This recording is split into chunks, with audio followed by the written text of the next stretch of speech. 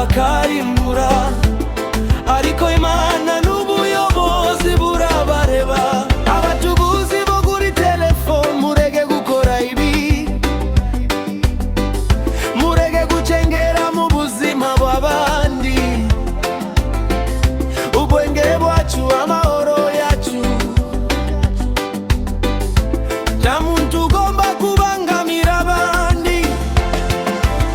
Hari uburyo bwo kubaho amahoro muri sosiyete, tukajya uhenda tukajya utesha abandi umutwe.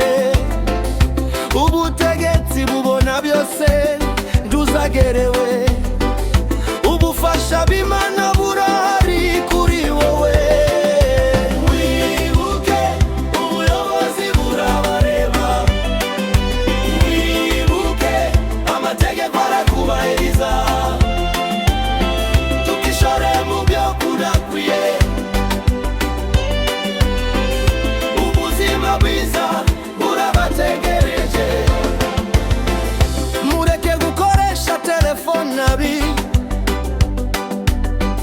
nda kintu cyiza kizaba mu bikorwa bibi. Buri wese azajya ashinzwe ibyo akora, kandi ubuyobozi buzahanira abarenze ku mategeko. Abana bakiri bato n'abakuze, mwumve neza aya ni amahame. Mwitware neza mube abakunzi b'amahoro, ntukagire aho ubura amahoro n'icyubahiro. Wibuke ubuyobozi burabareba, wibuke amategeko arakubahiriza, tukishore mu byo kurakwiye. Ubuzima bwiza burabategereje. Telefone siyo imirimo y'ubutubuzi,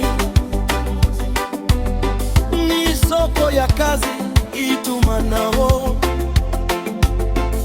Ariko iyo uyikoresheje nabi, wica amahoro, wica ubuzima bwawe. Ubuyobozi buzabibona, amategeko buzabikurikirana. Tuzigere wibwira ko bitazamenyekana muri sosiyete. Dufatanye kurwanya uburiganya, mureke kuba intandaro y'ibibazo.